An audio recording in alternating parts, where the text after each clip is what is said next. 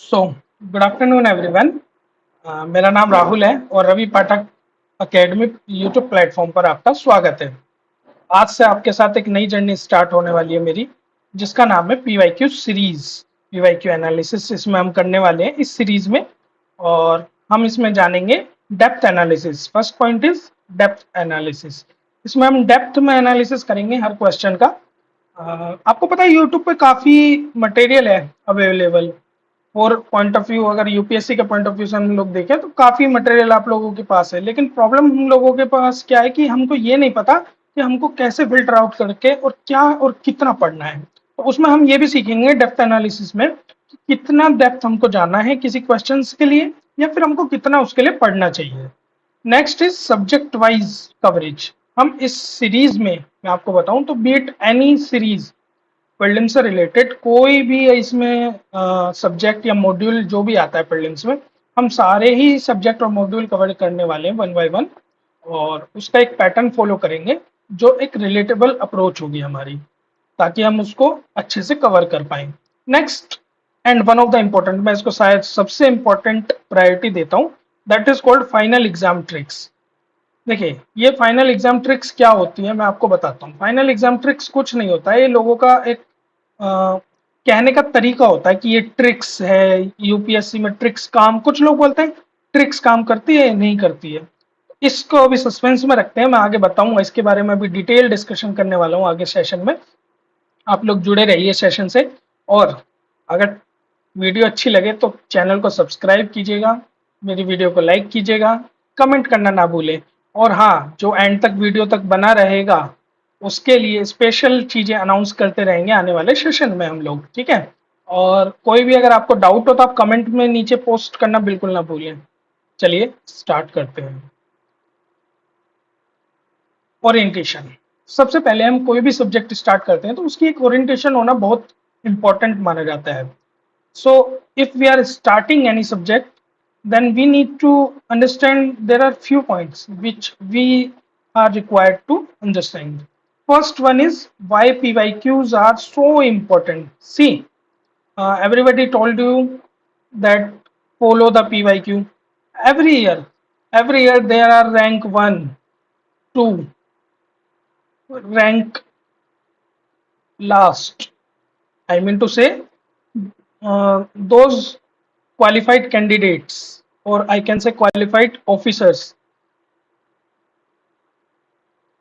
who get selected every year, they suggest you to follow the PYQs. I know some of them already mentioned how to follow them, but I think there is not a clarity about it. So how you will understand this? So सबसे पहले हम इसी point से discuss करना start करेंगे। Y, start करते हैं Y के साथ। Y PYQs। इस क्वेश्चन को समझने के लिए हमें समझना पड़ेगा सिलेबस ऑफ यूपीएससी। अब सिलेबस में ऐसा क्या है जो हमको समझना ही पड़ेगा।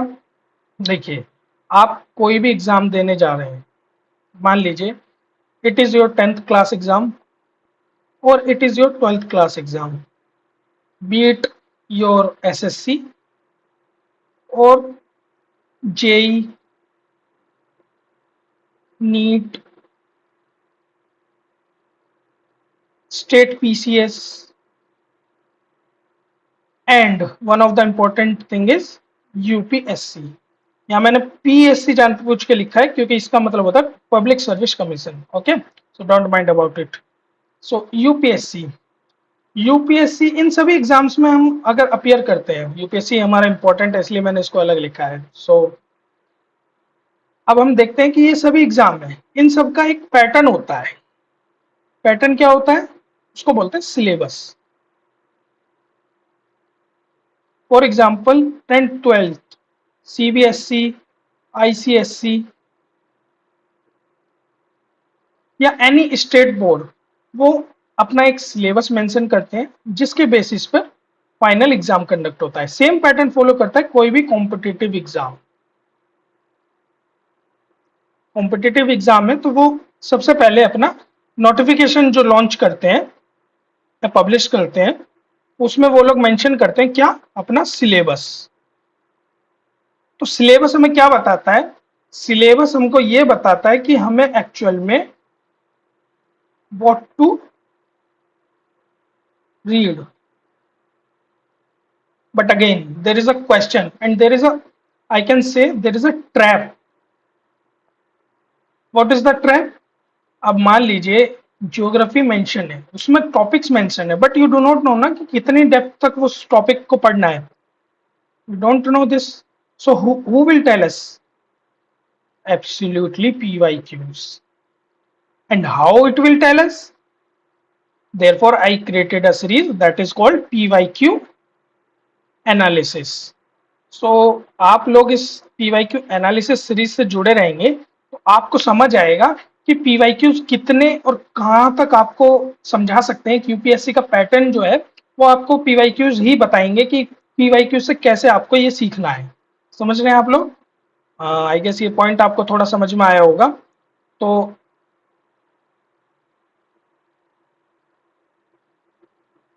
नेक्स्ट देखते हैं पास्ट ट्रेंड एनालिसिस. इसको होल्ड करते हैं क्योंकि मैंने डिसाइड किया है कि आपको एक ओवरऑल ट्रेंड एनालिसिस दिखाने से पहले आपको ये बताऊं कि इसको लिंक कैसे किया जाता है सिलेबस के साथ. देखिए मान लीजिए कोई क्वेश्चन है फंडामेंटल राइट्स. फंडामेंटल राइट्स पे यूपीएससी ने कोई एक क्वेश्चन आपसे पूछा. ठीक है, आपसे पूछा गया इस आर्टिकल के बारे में. For example article 21. इतना ज्यादा वाइडर आर्टिकल है कि आप इसमें जो भी अगर एक्सेप्शन आर्टिकल न्यू आपको एक राइट मिल रहा है, समझ लीजिए इसी के अंदर आ जा रहा है. कोई भी आर्टिकल हो, जैसे रिसेंट में भी राइट टू डिजिटल एक्सेस आया है तो आप इसी को देख लीजिए. ये कहाँ आया है? सुप्रीम कोर्ट ने कहाँ इसको बोला है?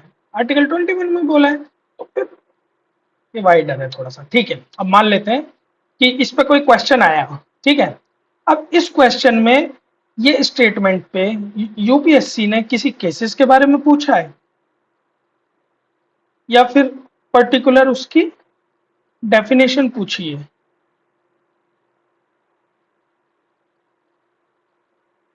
अगर डेफिनेशन पूछी है तो क्या किसी कोर्ट किया है किसी को, आई मीन सुप्रीम कोर्ट या फिर स्टेट या समथिंग लाइक दैट.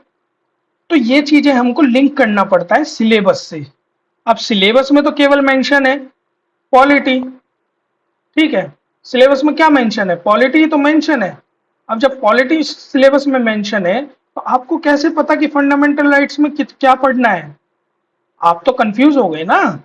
आपको नहीं पता ये चीज, तो आपको ये चीज कौन बता रहा है? ये चीज आपको बता रहा है आपके PYQs. अब आपको आई थिंक थोड़ा सा समझ आ रहा होगा कि मैं PYQs क्यों इतना हाईलाइट कर रहा हूँ या क्यों इसकी इतनी इंपॉर्टेंस मानी जा रही है. ठीक है, तो नेक्स्ट ये क्वेश्चन भी आपका थोड़ा सा क्लियर हुआ होगा. नेक्स्ट है ट्रिक्स रियली वर्क. देखिए इसको इन शॉर्ट में मैं आपको समझाना चाहता हूँ. मान लीजिए देर आर सेवरल क्वेश्चंस, लेकिन आप 100 क्वेश्चंस आते हैं यूपीएससी में. सेवरल का मतलब 100 क्वेश्चन है आपके पेपर 1, जिसको बोलते हैं जीएस पेपर 1. ठीक है, तो इसमें 100 क्वेश्चंस हैं, बहुत सारे मॉड्यूल्स हैं, इस पे बात करेंगे अभी. अब जब ये सारे मॉड्यूल्स हैं तो क्या आप 100 क्वेश्चंस अपने माइंड से कर सकते हो? क्या आपको 100 क्वेश्चंस आते हैं? Do you know all the questions? Answer is absolutely no. So अब जो लोग क्वालिफाई करते हैं तो क्या वो 100 क्वेश्चंस रट के जाते हैं? नहीं, बिल्कुल नहीं, ऐसा नहीं है. इसका जवाब क्या होगा? इसका जवाब ये है कि उनको ट्रिक्स, आपकी लैंग्वेज में मैं इसको बोल रहा हूँ ट्रिक्स, तो ट्रिक्स आती है उनको. और इस ट्रिक को मेरी लैंग्वेज में या यूपीएससी की लैंग्वेज में अगर हम कह लें तो इसको बोलते हैं सिविल सर्विस एप्टीट्यूड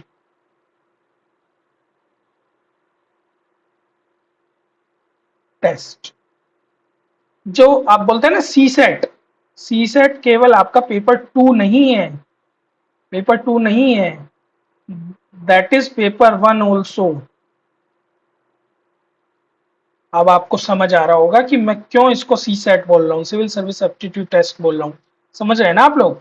तो इसलिए इसको ट्रिक्स नहीं बोलेंगे हम, इसको सीसेट ही बोलेंगे आने वाले सेशंस में. ठीक है, जब भी मैं इसको मैं अभी नहीं कराऊंगा, मैं बता देता हूँ आपको कैसे स्ट्रक्चर होगा। देखिए, जब मैं सीरीज को कंटिन्यू करूंगा ना, तो मैं इसको सब्जेक्ट वाइज कंटिन्यू करूंगा, ठीक है। सब्जेक्ट वाइज इसको हम डिस्कस करने वाले हैं, ठीक है। लेकिन जब एंड में हमारा ये सीरीज खत्म हो जाएगी ना, तो मैं आपको लास्ट मंथ में प्रीलिम से लास्ट मंथ जो होगा, बिफोर लास्ट मंथ, तो हम उसके ऊपर ना एक डिस्कशन कर लेंगे। एवरी मतलब हम ये ट्राई कर लेंगे कि कैसे पेपर को अटेम्प्ट किया जाए। जो क्वेश्चंस है ना, मतलब ईयर वाइज अटेम्प्ट, मैं आपको ये सिखा दूंगा कि कैसे पेपर अटेम्प्ट करते हैं एग्जाम हॉल में। तो उसमें ही मैं आपको सिखाऊंगा कि ये ट्रिक्स वर्क करती है या नहीं करती है, ठीक है।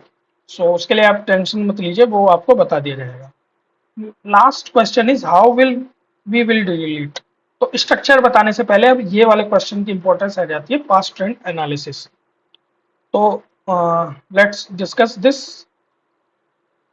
क्या है पास्ट एनालिसिस, पास्ट ट्रेंड क्या बताता है आपको, देखिए। कितने मॉड्यूल्स है, सबसे पहले हम देख लेते हैं प्रीलिम्स में आखिर पूछा क्या जाता है, ठीक है। Number one, history. Number two, history में क्या एक ही कंपोनेंट है? नहीं, सबको लिखना पड़ेगा ना। एंशियंट है, मिडेवल है, मॉडर्न है, आर्ट एंड कल्चर है, समझ रहे हैं, और साथ में आपका वर्ल्ड। अब यहाँ लोग बोलेंगे मेरे से, कमेंट करेंगे कि क्या वर्ल्ड आता है यूपीएससी में प्रीलिम्स में? रुकिए जरा, सबर करिए, बताया जाएगा आपको, ये भी बताया जाएगा, टेंशन ना लीजिए आप लोग। इसको अभी मैं कोरिलेट करके आप लोगों को बताऊंगा, ठीक है ना।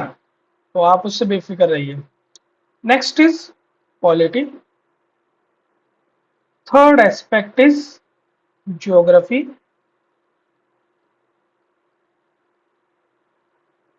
Fourth is economy. Fifth is IR. Sixth is environment. Seventh is science and tech, ठीक है। और एट्थ इज मिसलिनियस। अब ये मिसलिनियस क्या है, अभी मैं आपको बताता हूँ। Ancient, medieval, art and culture and world. अब आप देखिए, सबसे पहले आप एक चीज समझिए, यहाँ पे पैटर्न समझना पड़ेगा। एंशियंट मिडिवल को अगर मैं कंबाइन कर दूं, ऑलमोस्ट 6 to 9 की रेंज में ये क्वेश्चंस रहते हैं, ठीक है। हालांकि मॉडर्न में लास्ट ईयर यानी कि 2025 में 3-4 क्वेश्चंस आए हैं आपके, बट ये क्वेश्चंस दो भी रह गए थे। बट आप इसको नहीं भूल सकते हैं कि एक टाइम पर ये क्वेश्चन 10 से 12 भी आया करते थे, समझ रहे हैं ना। Art and culture, art and culture में आपको कह सकता हूँ कि ये थोड़ा सा करंट स्पेसिफिक टॉपिक है। Current specific means, that means जो भी चीज इससे रिलेटेड आर्ट एंड कल्चर से, यानी कि हेरिटेज साइट्स, ठीक है, कोई डांस है उसमें डेवलपमेंट हुआ है, कोई म्यूजिक है, या कोई आर्ट है, या कोई के पेंटिंग्स जिसको कहते हैं वो है, इन सब चीज़ों में अगर कोई डेवलपमेंट हुआ है, जैसे यूनेस्को हेरिटेज साइट्स की मैं बात कर लूँ, इसमें इंक्रीमेंट होता है, कुछ भी होता है, तो यहाँ से क्वेश्चन उस ईयर रेंज इंक्रीज हो जाती है थोड़ा सा, मतलब यहाँ पर वेलोसिटी बढ़ जाती है क्वेश्चन की, ठीक है। तो ये आपका पैटर्न हुआ। ऑलमोस्ट हम मान सकते हैं हिस्ट्री में ओवरऑल 12 क्वेश्चन, 10 to 12 क्वेश्चन मेरे अकॉर्डिंगली मान लेना अच्छा रहेगा। Polity, polity is not alone, I would rather से कि इसमें गवर्नेंस भी इंक्लूड हो जाता है थोड़ा सा, ठीक है। Governance is the applied part of polity, ठीक है। तो वो थोड़ा सा आजकल स्कीम्स वगैरह जो हो जाती है थोड़ी सी पॉलिटी वाली, वो इसमें इंक्रीज कर दें, वही around 16 to 19 questions almost we can expect this. Geography में, ज्योग्राफी में 10 to 15 की रेंज रहने लगी है आजकल। इकोनॉमी में numbers of questions are increasing day by day, so you can also take this 12 to 16 in case, ठीक है। और इसको भी ले लेते हैं I R, 5 to 7, 6 question is enough. इसमें थोड़ा सा अगर आप इंक्लूड करना चाहें तो मैं इसको इंक्लूड यहाँ पर करूंगा, बाय द वे लोग वहां पर आईआर में कर देते हैं, मैं मैपिंग को इंक्लूड इसमें करूंगा, मिसलिनियस में 2 to 4 क्वेश्चन इसमें इंक्लूड कर लेते हैं। Not mapping, I am including miscellaneous here. Okay, environment में तो ज्यादा क्वेश्चंस आते हैं 12 to 14, साइंस टेक में 7 to 9 के आसपास। कुल मिलाकर के ये थोड़ा सा एक्सपेक्टेड मान लेते हैं 100 क्वेश्चंस का ये रहता है। अब आप ये सोच रहे होंगे कि मैंने वर्ल्ड वर्ल्ड का नहीं बताया ना, वर्ल्ड का बताते हूँ, मैंने जानबूझ के उसको इग्नोर किया फर्स्ट में। देखिए, क्योंकि आईआर के जो 5 to 6 क्वेश्चंस आ रहे हैं ना, that is not only based on IR, ठीक है, that are also based on world जो वर्ल्ड हिस्ट्री, वो अप्लाइड पार्ट होता है वर्ल्ड हिस्ट्री का, तो उसको यहाँ से हम कोरिलेट करेंगे।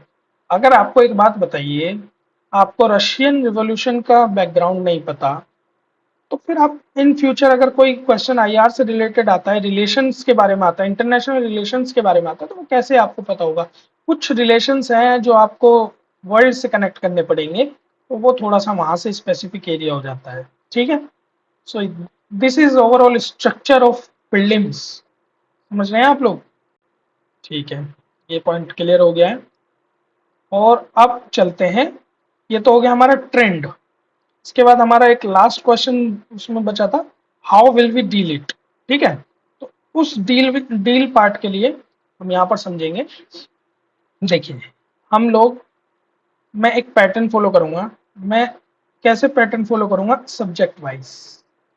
जैसे मैं आज से स्टार्ट करने जा रहा हूँ एंशिएंट इंडिया, ठीक है। एंशिएंट इंडिया किसका पार्ट है? हिस्ट्री का। सो हिस्ट्री, उसके बाद कोई सब्जेक्ट होगा, उसके बाद कोई एक सब्जेक्ट होगा, ऐसे करके सारे मॉड्यूल जितने भी क्वेश्चंस हैं, इंपॉर्टेंट क्वेश्चंस और almost all the questions I will cover in my videos. Okay, and in the last I will, what I said to you in already, that was before 1 month or 2 month, however I feel good for you, so I will make the videos, or I will go live with you to make you understand about the tricks, or again I am saying CSAT part of applied paper 1।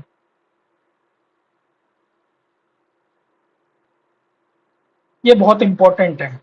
Important ये भी है, यहाँ पर मैं आपका cover कर लेता हूँ। क्या कवर करूंगा मैं आपका? सब्जेक्ट वाइज, जिसमें थोड़ा सा वैल्यू एडिशन भी रखूंगा, थोड़ा बहुत आपको वैल्यू एडिशन करता रहूंगा और आपको बताता रहूंगा कि कौन सी थीम्स ऐसी हैं जो आपको यूपीएससी के लिए फोकस करनी है। इंपॉर्टेंट थीम्स को आपको बताता रहूंगा कि उसको अगर ये यहाँ से आप कुछ भी टॉपिक्स पढ़ते हैं, तो उसके लिए आप बिल्कुल भी घबराइएगा नहीं और उसको कवर कर लीजिएगा, ठीक है। इतना परेशान नहीं होना है प्रीलिम्स के लिए, थोड़ा कॉन्फिडेंस बूस्ट रखिए। देखिए, कोई भी चीज़ है, आप इस जर्नी में आए हैं, सोचिए अगर आप इस जर्नी में आपने आने का डिसीजन लिया है, तो ये डिसीजन आपका था, किसी और का प्रेशर नहीं होगा। अगर इन केस प्रेशर रहा भी होगा पेरेंट्स की तरफ से, तो अब तो आपको इतना टाइम हो गया है पढ़ते हुए, तो मज़ा आने लगा होगा। अगर आप फ्रेशर्स हैं, आप मेरी वीडियो देख रहे हैं और आप फ्रेशर्स हैं, तो बिलीव मी, आप ये सीरीज स्टार्ट रखिएगा और इसको कंटिन्यू देखिएगा, आपको प्रीलिम्स में बहुत मदद मिलने वाली है इस सीरीज के थ्रू, ठीक है। और जो एक दो अटेम्प्ट या ज़्यादा 2+ अटेम्प्ट भी दे चुके हैं, तो उनके लिए भी है कि ये थोड़ा सा हेल्पफुल होगा for their value addition and understanding the theme part of UPSC. So I think this was for the orientation. Let's start now with the topic. Okay. So ये मैंने थोड़ा सा एक चार्ट बनाने की कोशिश की है कि ऐसा कौन सा, मतलब मान लीजिए कितने क्वेश्चंस हमारे एंशिएंट इंडिया में, थोड़ा सा मैंने एंशिएंट इंडिया के लिए बनाया है, तो आप देख सकते हैं कि एक क्वेश्चन भी अभी आता था 2013, 14, 15, यानी कि 3 years consecutively only one question, then it was 2, again one question, again 2, again 3, then it went like this was the graph, then it was again back to 2, 3. So you can understand we can expect almost 2 to 4, or I would rather say 5 questions from ancient India in our final exam. Okay, so let's start then. ठीक है, मैंने इसमें cover किया है 2013 to 2024, मैंने 2025 अभी इसलिए नहीं किया है इंक्लूड बिकॉज अभी हमारे पास ऑफिशियल आंसर की नहीं आई है, ऑफिशियल आंसर की नहीं आई है। सो देन हमको इग्नोर करना पड़ेगा वो वाला पार्ट, अभी इसलिए हम लोग उसको नहीं इंक्लूड कर सकते। आप लोग समझ रहे हैं ना? ठीक है, तो let's start. So first question is consider the following information. ये सबसे पहले हम टॉपिक देख लेते हैं। हमने इंडस वैली सिविलाइजेशन, एक मिनट मार्कर का कलर चेंज कर लेता हूँ। सो हम स्टार्ट कर रहे हैं with the Indus valley civilization. देखिए, इंडस वैली सिविलाइजेशन अपने आप में एक पूरा एक थीम और आई वुड रादर से एक टॉपिक है जो एग्जाम पॉइंट ऑफ व्यू से बहुत इंपॉर्टेंट है। यहाँ से क्वेश्चन बनता ही बनता है। कहाँ से क्वेश्चन बनता है अभी हम क्वेश्चन करेंगे, उसके बाद में आपको ये थीम बता दूंगा। ठीक है, कहाँ से आपको इसमें कहाँ पर मतलब आईवीसी तो पूरा ही पढ़ना है, बट आपको किस पार्ट पर थोड़ा सा फोकस रखना है, तो वो फोकस पार्ट में अभी आपको बता दूंगा आगे। ठीक है, first question is consider the following information. Archaeological sites हमको दी हुई है, ये 2024 का क्वेश्चन है। ठीक है, so archaeological sites, state and description. So we have to discuss this statement and then we have to tell which of the above row is given information correctly. देखिए, जब भी आप क्वेश्चन अटेम्प्ट करते हैं ना फाइनल एग्जाम में, तो आप ध्यान रखिएगा, सबसे पहले आपको पहला इंस्ट्रक्शन पढ़ना होता है कि यहाँ पर क्या दिया हुआ है। ठीक है, यहाँ पर दिया हुआ है कंसीडर द फॉलोइंग, यहाँ पर ये पढ़ लिया आपने। उसके बाद आपको ये नहीं पढ़ने, आपको ये पढ़ने कि इसमें हमें करेक्ट ढूंढना है या फिर यहाँ पर रॉन्ग ढूंढना है, उसको हाईलाइट कर लीजिए। क्योंकि यहाँ पर हम लोग देखते हैं कि यहाँ पर बहुत से लोग सिली मिस्टेक्स कर देते हैं। वो सिली मिस्टेक्स अवॉइड करने का एक ही रास्ता है कि आप इस पार्ट को हाईलाइट कर लीजिए कि क्या करेक्टली इसमें पूछा, करेक्टली पूछा है या रॉन्ग पूछा है। तो हमारे क्वेश्चन में क्या पूछा है? करेक्टली। सो हम बता देते हैं क्या करेक्टली है, पढ़ते हैं। आप लोग भी देखिए, मेरे आंसर बताने से पहले आप लोग ट्राई कीजिएगा कि आप लोग इसको डायरेक्टली खुद अटेम्प्ट कर लें। ठीक है, इससे आपका बेनिफिट क्या होगा? इससे आपका बेनिफिट ये होगा कि आपको पता चल जाएगा कि क्या पार्ट आपका स्ट्रांग है और क्या आपका वीक है, ताकि आप लोग जब रिवाइज करें, क्योंकि आपको revision is important as you know, तो जब आप रिवीजन करें तो आपको पता रहे कि मेरा ये स्ट्रांग पार्ट है और ये वीक है, और वीक पार्ट को हमको थोड़ा सा ज्यादा मेहनत करना होता है। समझ रहे हैं आप लोग? तो चलिए शुरू करते हैं। पहला क्वेश्चन अगेन, इसमें आर्कोलॉजिकल साइट दी हुई है, हमें स्टेट दिया हुआ है और डिस्क्रिप्शन दिया हुआ है। तो पहला है चंद्रकेतुगढ़, उड़ीसा और ट्रेडिंग पॉइंट। देखिए, चंद्रकेतुगढ़, चंद्रकेतुगढ़ कहाँ पर है? ये स्थित है आपका, it is situated in West Bengal. ठीक है, अब ये एक आर्कियोलॉजिकल साइट है जो हमारी वेस्ट बंगाल में है। ठीक है, तो ये यहाँ से ये वाला पार्ट हमारा गलत हो गया, तो ये स्टेटमेंट हमारी गलत हो जाती है। इतना ही नहीं, अभी हमें इसके बारे में थोड़ा सा और पढ़ना होगा। देखिए, चंद्रकेतुगढ़ जो दिया हुआ है, ये हमारा पोर्ट किससे कनेक्ट करता है? ये हमें कनेक्ट करता है साउथ ईस्ट एशिया से। जो हमारा इन स्टार्टिंग का पार्ट था वो हमारा साउथ एशिया से कनेक्ट करता है आईवीसी के टाइम के दौरान। ठीक है, उड़ीसा यहाँ पर गलत दिया हुआ है, तो इसलिए ये स्टेटमेंट गलत है। और ये ट्रेडिंग पॉइंट था। ठीक है, अब ट्रेडिंग पॉइंट हमारे और भी हैं। क्या है हमारे trading point? Port, sorry point बोल दिया, पोर्ट उसको बोलते हैं। तो there are several other trading ports. एक आपको सबसे इंपॉर्टेंट आपको याद आ रहा होगा, लोथल। यूपीएससी ने एक दो बार इस पे लोथल पर क्वेश्चन पूछा है, तो आपको पता होगा कहाँ पर है लोथल। लोथल इज सिचुएटेड इन गुजरात। एक मिनट, थोड़ा मैं इसको इरेज कर लेता हूँ यहाँ से।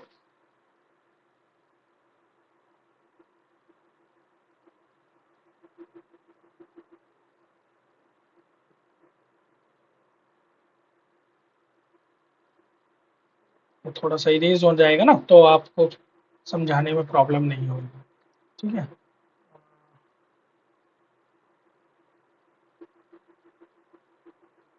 ठीक है, लोथल इज इन गुजरात। तो गुजरात में है ये। इसमें इंपॉर्टेंट ऐसा क्या है? लोथल में ऐसा क्या है आपको पता है? इंपॉर्टेंट क्या है? इंपॉर्टेंट है आइवरी एंड कॉपर। अब आप समझ गए होंगे, यहाँ पर कॉपर आ गया, तो ये कॉपर इससे थोड़ा जुड़ा हुआ है। ठीक है, कॉपर एज कौन सी एज बोली जाती थी? कौन सी एज, जल्दी बताइए? चाल्कोलिथिक। ठीक है, चाल्कोलिथिक एज कॉपर एज होती थी। तो यहाँ पर ट्रेड हो रही है किसकी, कॉपर एंड आइवरी की। किससे ट्रेड हो रहा है लोथल में, लोथल में ट्रेड हो रहा है मेसोपोटामियन, मेसोपोटामियन। आप लोग नोट्स बना रहे हैं ना, वो इम्पोर्टेंट है, क्योंकि मैं इसलिए वैल्यू एडिशन करा रहा हूँ ताकि आपको थोड़ा सा एक कंसोलिडेट मिल जाए, और अगर बाद में थोड़ा वैल्यू एडिशन और भी आपको करना पड़े तो आप उसमें कर पाएंगे। ठीक है, A4 साइज की सीट पर आप नोट्स बनाइएगा तो आपको हेल्प होगी। तो दूसरा एक पोर्ट है जिसका नाम है ताम्रलिप्ति, नाम तो सुना ही होगा ताम्रलिप्ति का। कहाँ पर है ये भी चंद्रकेतुगढ़ के पास ही है, वेस्ट बंगाल में। ठीक है, ये बहुत इंपॉर्टेंट था बिकॉज इसकी जो ट्रेड हो रही थी वो हो रही थी चाइना एंड श्रीलंका से। ये चाइना और श्रीलंका के साथ ट्रेड करने में हेल्पफुल था। ठीक है, एक ट्रेड हमारा आ जाते हैं और लोथल के साथ ही भरूच। भरूच कहाँ पर स्थित है, ये तो आपको इजीली बता दोगे, गुजरात में है। ठीक है, अब ऐसा क्या हो रहा था भरूच में, भरूच में ऐसा ट्रेड हो रहा था, किसके साथ हो रहा था, रोमन एम्पायर के साथ। नॉर्मली कॉपर आयरन प्रोडक्ट इनके साथ ट्रेड हो रहे थे, कॉपर के प्रोडक्ट्स। ठीक है, एक और है जो बहुत इंपॉर्टेंट मैं मानता हूं, उसके लिए आप आंसर करेंगे, मैं पोर्ट का नाम बताऊंगा केवल आपको, दैट इज मुजरीज। आप बताएंगे मुझे कहां पर है, ये पोर्ट कहाँ का था, और ये क्या यहाँ से ट्रेडिंग होती थी और किसके साथ हम ट्रेड करते थे। ठीक है, आप ये लोग मुझे बताएंगे। दूसरा कमेंट बॉक्स में आपको ये सब लिखना है, बोलिएगा नहीं, मैं सबकी कमेंट्स पढ़ूंगा, रिप्लाई करूंगा। दूसरा एक पोर्ट है पोमपुहर, आप इसको भी बताएंगे कहां पर स्थित है और एक किस एम्पायर के लिए फेमस था। ठीक है, तो ये चीज आप देखेंगे। ये तो हो गया आपकी फर्स्ट स्टेटमेंट, आपको समझ आ गया। अब देखते हैं यहाँ पे ऑप्शंस क्या है। फर्स्ट स्टेटमेंट रॉन्ग, ये अब यानी कि आपका three three three is common, then three is correct, there is nothing wrong in the threes. Kerala megalithic site, it is correct. Okay, so second statement अब देख लेते हैं ये ठीक है या गलत है, एक बार इसको देख लेते हैं एंड देन फोर्थ। इनाम गांव, इनाम गांव कहां पर है, exactly correct, it is situated in the Maharashtra and it is related to chalcolithic site. Copper का थोड़ा सा यहाँ पर रिलेटेड है, ये कॉपर से रिलेटेड ट्रेडिंग वगैरह हुआ करती थी यहाँ पर, ये थोड़ा सा इंपॉर्टेंट हो जाता है आप लोगों के लिए। ठीक है, और fourth is Salihundam Andhra Pradesh rock cut cave shrine. थोड़ा सा नाम ऐसा है, मुझे माफ कीजिएगा अगर मैं थोड़ा गलत प्रोनाउंस कर पा रहा हूँ, बिकॉज कुछ नाम ऐसे हैं जो मैं थोड़ा सा फेमिलियर इस टाइप से नहीं हूँ, because I do not resident there, so I am sorry for that in advance and I extremely apologise for that अगर ये किसी को, इससे मेरे किसी की भावनाएं आहत हों तो। ठीक है, तो fourth is Salihundam Andhra Pradesh rock cut cave shrine. कहाँ पर है ये, पहले तो ये देख लेते हैं आंध्र प्रदेश में है क्या, ये तो ठीक है, लेकिन प्रॉब्लम आ गई रॉक कट केव साइंस, ये नहीं है, ये समझ रहे हैं। यहाँ पर क्या है, यहाँ पर रॉक कट केव साइंस नहीं है, यहाँ पर ये बुद्धिस्ट स्क्रप्चर से। एक सेकेंड, थोड़ा सा पेन रुक रहा है। तो बुद्धिस्ट, आई विल से ये बुद्धिस्ट स्क्रप्चर से रिलेटेड है, तो आप इसको देख लीजिएगा एक बार, और अच्छे से डिटेल में पढ़ना है क्योंकि ये आपके क्वेश्चन बन सकता है। क्योंकि एवरी स्टेटमेंट मैं आपको इसलिए बता दे रहा हूँ, देखिए वैसे तो मैं सब कुछ आपको करा रहा हूँ, लेकिन मैं आपको देखने के लिए क्या चीज बोल रहा हूँ कि बुद्धिस्ट।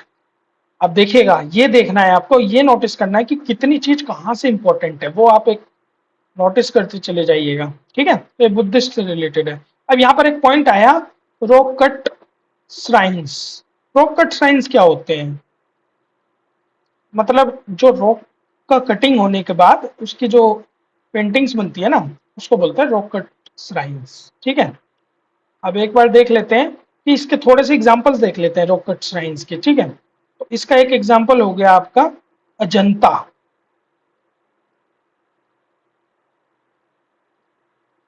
अजंता कहाँ पर अवेलेबल है, मध्य प्रदेश में, आपको पता ही है। ठीक है, ये किससे फेमस है? जातक। जातक क्या होते हैं? Jataka tales, it means these are stories. किससे रिलेटेड है जातक? किससे रिलेटेड है? ये रिलेटेड है बुद्धास प्रीवियस लाइफ।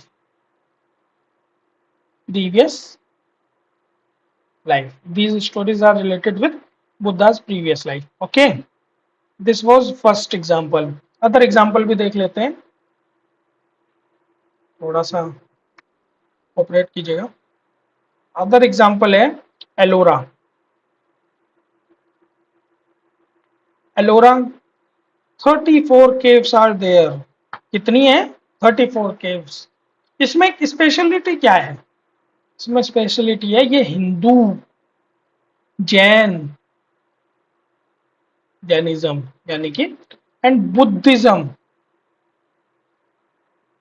तीनों से रिलेटेड इसमें स्ट्रक्चर आपको मिल जाते हैं।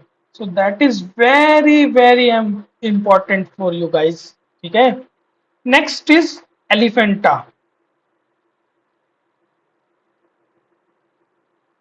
सो एलिफेंटा, आपको मुझे बताना है कि ये क्यों इंपॉर्टेंट है, ऐसा क्या फीचर, जैसे मैंने आपको ये फीचर्स बताए हैं ना, तो आपको इसका एलिफेंटा का भी बताना है कि इसमें ऐसा क्या स्पेशल है जो इतना मैं इसको हाईलाइट कर रहा हूँ, करना चाह रहा हूँ। या आपको फिर समझ में आएगा जब इसको आप रिसर्च करेंगे, आप बताएंगे ना कमेंट बॉक्स में, आपको ये सब बताना है जो मैं आपको क्वेश्चन मार्क दे रहा हूँ। ठीक है, और एक और है, इसको बोलते हैं कन्हेरी। कन्हेरी है, अब मैं आपको बता देता हूँ, ये रिलेटेड तो बुद्धिस्ट से है, ये तो आपके लिए मैंने आसान कर दिया, बट इसका एक फीचर था कुछ समथिंग हार्वेस्टिंग लाइक, तो वो बताना है आपको वो किस, क्या हार्वेस्टिंग था, कैसे था, थोड़ा सा आप उसको डिटेल में बताएंगे। ठीक है, सो वापस आते हैं क्वेश्चन पे। तो अब इसका आंसर क्या हुआ? ये वाली स्टेटमेंट गलत हो गई ना, तो इसका आंसर क्या हुआ? 2 इज करेक्ट, 3 इज करेक्ट, सो इसका आंसर हुआ बी। ठीक है, नेक्स्ट क्वेश्चन। पहले क्वेश्चन का आंसर क्या है? बी, ध्यान रखिएगा आप लोग। नेक्स्ट चलते हैं, थोड़ा सा एडजस्ट कीजिए, थोड़ा सा, आई गेस ये टेक्निकल प्रॉब्लम है, मेरी तरफ से नहीं है। देखिए देखिए देखिए, एक बार में ये इतना काम कर गया, पहले काम ही नहीं कर रहा था, अब इतना कर गया। अभी थोड़ा सा एक्सपर्ट होने में टाइम लगेगा इन सब चीज़ों के लिए, बट टेक्नोलॉजी है, धीरे धीरे ही हर कोई सीखता है, टेक्नोलॉजी से हम इतना धीरे धीरे ही कर पाएंगे। ठीक है, तो next question is, which one of the following ancient town is well known for its elaborate system of harvesting, water harvesting and management by building a series of dams and channelizing water into connected reservoir? समझ पाए आप इस question को? मतलब एक water harvesting के बारे में बात हो रही है कि कहाँ पर एक बहुत अच्छे से, मतलब एक एंशियंट टाउन है कोई, जहां पर बहुत अच्छे से एक सिस्टम था पूरा वाटर हार्वेस्टिंग का एंड मैनेजमेंट का, एक सीरीज ऑफ डैम्स थी वहां पर, और उसको चैनलाइज किया गया था एक रिजर्वायर में। समझ रहे हैं आप? तो एक मतलब प्रॉपर, समझ रहे, एंशियंट टाइम, और उस टाइम पर इतना अच्छा रिजर्वायर, पूरा वाटर मैनेजमेंट इतने अच्छे से। तो ऑप्शंस क्या क्या है इसमें? है Dholavira, Kalibangan, Rakhigarhi and Ropar. These are ancient sites. I hope you are understanding. So क्या इंपॉर्टेंट यहाँ पर क्या है इसका आंसर, उसको बताने से पहले मैं एक एक करके आपको चारों स्टेटमेंट डिस्कस कर लेता हूँ। ठीक है, चारों ऑप्शंस जितने भी हैं डिस्कस कर लेते हैं। सो सबसे पहले हम डिस्कस करेंगे किसको? कालीबंगन को।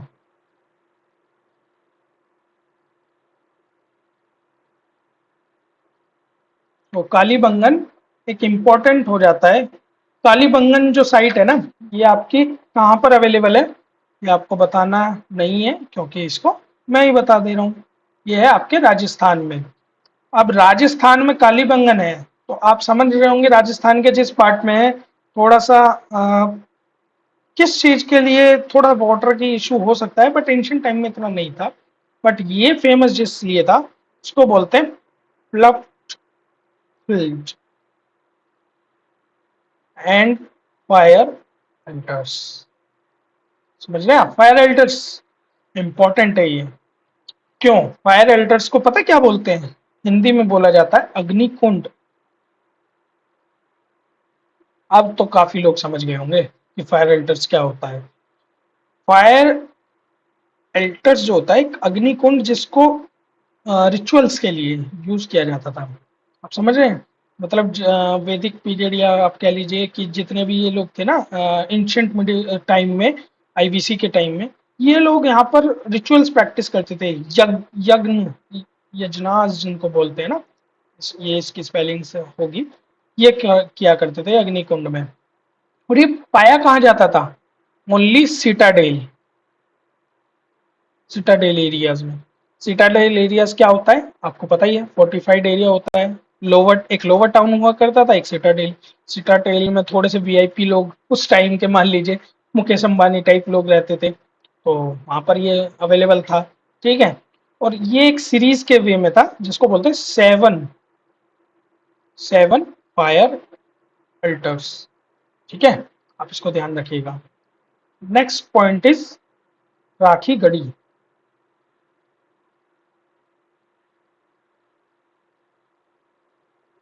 राखी गढ़ी, आपका ये राखी गढ़ी कहाँ पर है, बताएंगे मुझे? बिल्कुल सही, हिसार में। कहाँ पर? हरियाणा में। ठीक है। ये मोहन जोदारो से रिलेटेड था। किससे रिलेटेड था? मोहन जोदारो से। क्यों ये फेमस था? इनकी टाउन प्लानिंग बहुत अच्छी थी, बहुत अच्छी टाउन प्लानिंग इन्होंने की थी। और ये वन ऑफ द लार्जेस्ट इसका साइज था। मतलब जो आप ये एरिया होता है ना पर्टिकुलर, ये इसका बहुत ज्यादा था। तो इस वजह से ये थोड़ा सा लाइमलाइट हो जाता है। Third statement is proper. Statement नहीं, ऑप्शन उसको बोल सकते हैं।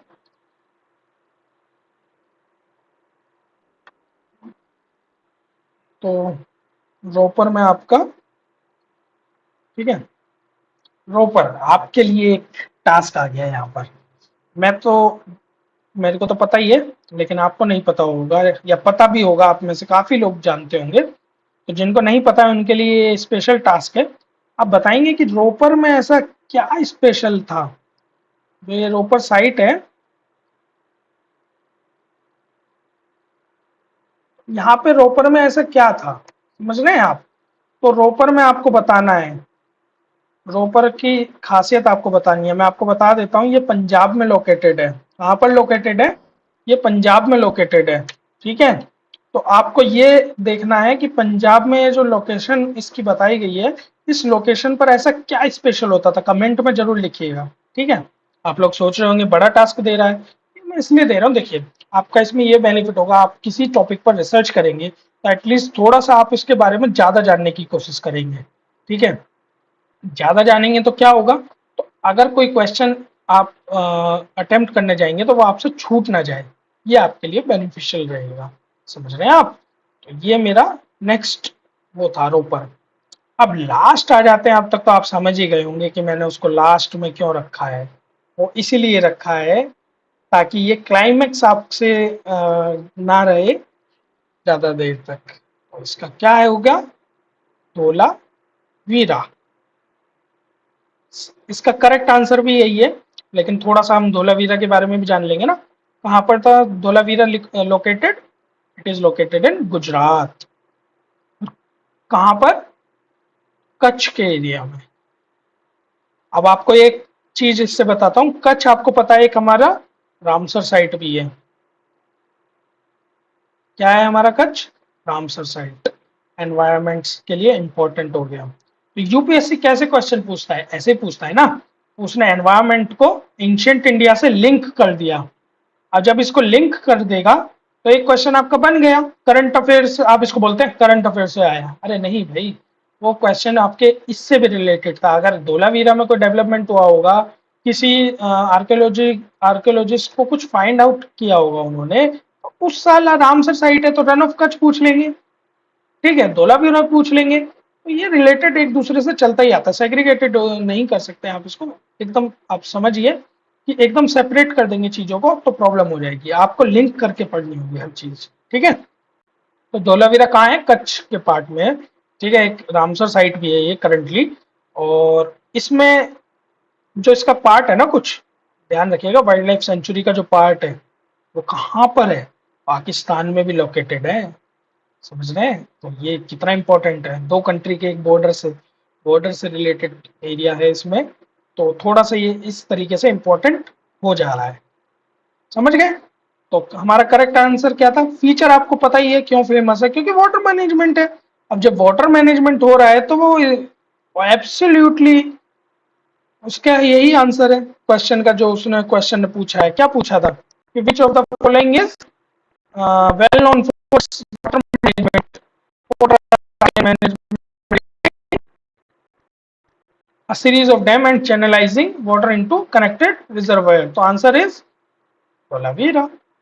आप इसको मार्क कीजिए, आपके प्लस में 2 मार्क्स हो जाते हैं यहीं पर, कितने, 2 मार्क्स, ठीक है। चलिए next, next question is which one of the following is not a Harappan site. देखिए मैंने कैसे कब बोला था आपको, पहले आपको क्वेश्चन पढ़ना है और उसको हाईलाइट करना है जो उसमें पूछा गया है। नॉट अ हड़प्पन साइट, देखिए हड़प्पन साइट आपके लिए एक इम्पोर्टेंट थीम है, इम्पोर्टेंट टॉपिक है आपके लिए।